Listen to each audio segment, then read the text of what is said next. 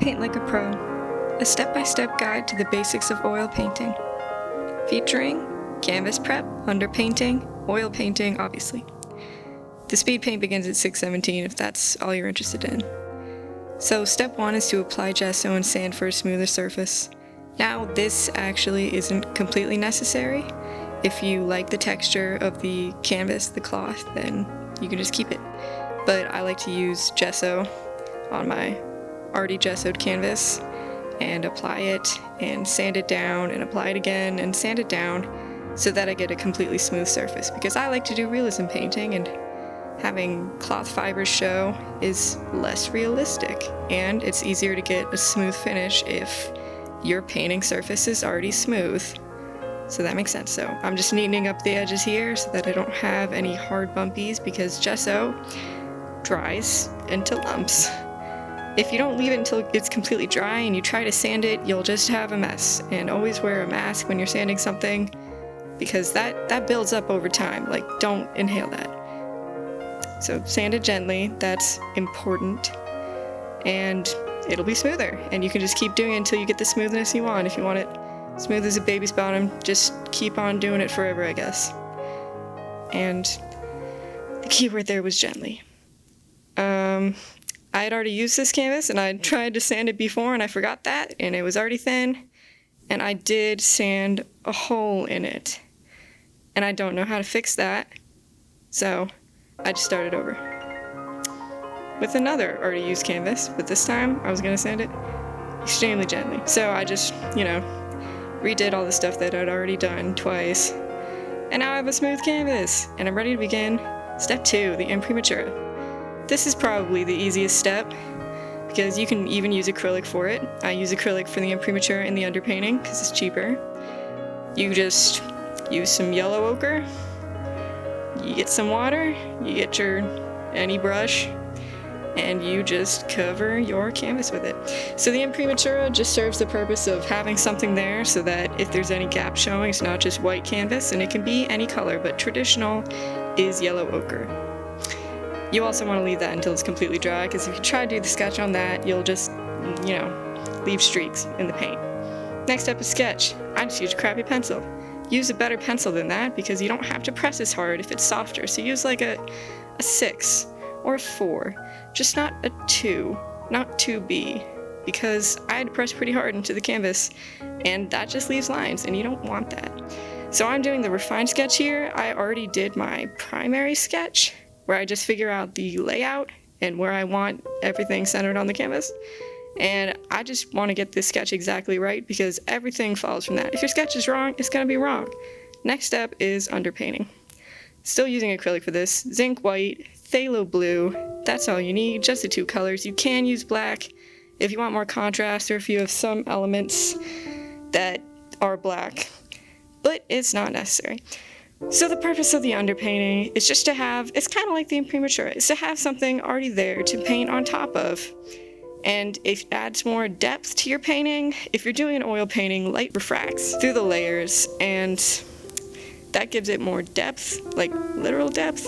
Now, if your final overpainting is going to be acrylic, I don't recommend doing an underpainting. In my experience, it just doesn't show if the top layer is acrylic, but if the top layer is oil, you'll definitely see a difference. It will improve your painting, it'll improve the depth of it, the contrast, and the color you choose for the underpainting is like the Imprimatura in that respect too, in that there's a traditional color, which is not blue, by the way, but blue is more modern, and it's what I'm using because it looks better under skin, and there is skin in this painting, and it's what I'm used to, so I'm doing blue. But you can do blue, you can do black and white, which gives it a more sculptural look, you can do brown, which gives it a warmer look. You can actually do any color. You can even do multiple colors. Some of the old masters, that was their thing. They would do multicolored underpaintings, and then you'd have optical blending without muddying your colors, so that you could get like iridescent looks without mixing all the paint and getting it all mixed up into mud. But what blue does under skin is that we have veins under our skin. If you have an underpainting, then you can just paint the skin color on top, and it'll give you some of that depth where it's thinnest. Now you don't have to go too detailed on the underpainting. In fact, you shouldn't go too detailed because you're just going to hate yourself later when you cover up all your hard work with the only stuff that actually shows, which is the overpainting. So you just go really rough with it. And my advice is that you up the contrast, like whatever reference picture you're looking at, and I also recommend that you use a reference picture, especially if you're trying to paint realistically. It just, you can't pull it from your imagination, generally. It doesn't look right. Yeah, but I do recommend that you up the contrast because it actually makes it look more realistic, and since it's an underpainting and it won't be showing through as much, the higher the contrast, the more that your underpainting will benefit you, because that's one of the points of the underpaintings, is that it adds depth to the shadows and brilliance to the highlights, gives you that refracting look. So if you want it to be realer than real, up the contrast. So we're done with the underpainting now, and to the fun part, the overpainting. I'm just using yellow ochre, alizarin crimson, titanium white, rose madder genuinely expensive, phthalo blue, and burnt umber, just a little bit of burnt umber, and brush cleaner. Now, you can use oils, don't use turpentine, like there's no point. It stinks, it's not worth it. It doesn't do anything special for you. Basic brushes. If you want the skin darker, substitute the yellow for just any brown shade, and it's basically the same mix.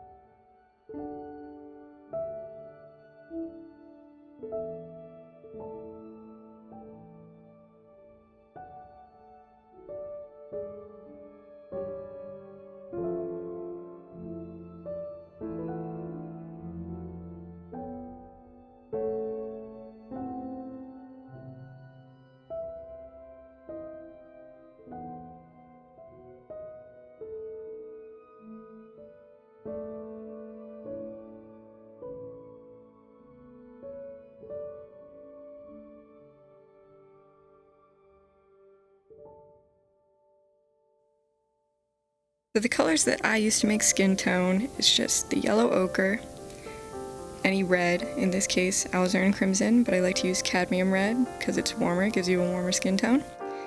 And also I'll be adding the titanium white, in a second, because Caucasian skin tone is just light orange. So to get skin color, you just do light orange, and then you add red and pink on top of that.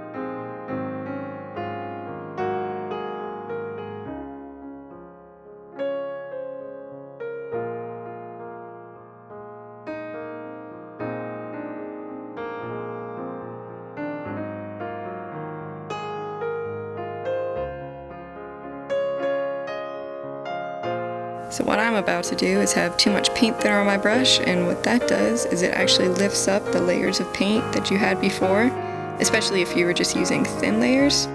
And don't panic, what I do in those scenarios is you just have to dry it up with some paper towel, and then, I know it's hard, but you gotta just step back and come back to it later. Just move on.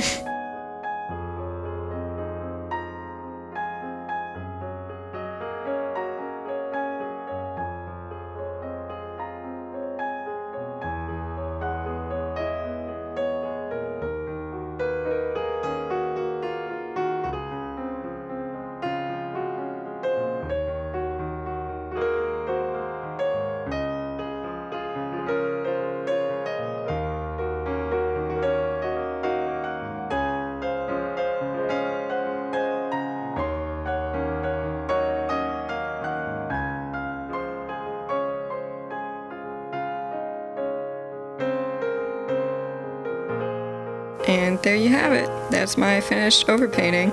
And you may want to be done at this point, but no, you have to do a background.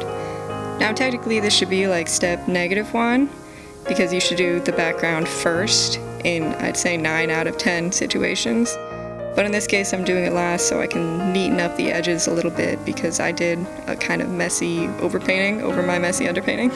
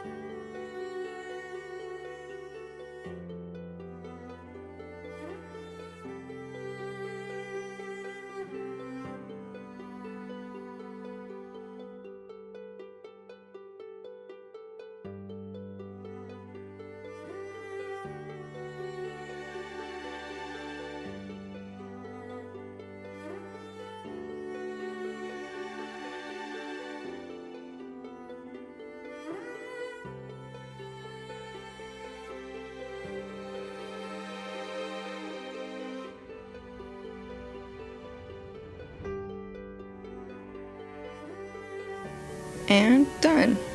And pretty much done. I mean, you can varnish it if you want. You definitely have to clean your brushes, and you should let it dry. Oil paints take a long time to dry, but other than that, done.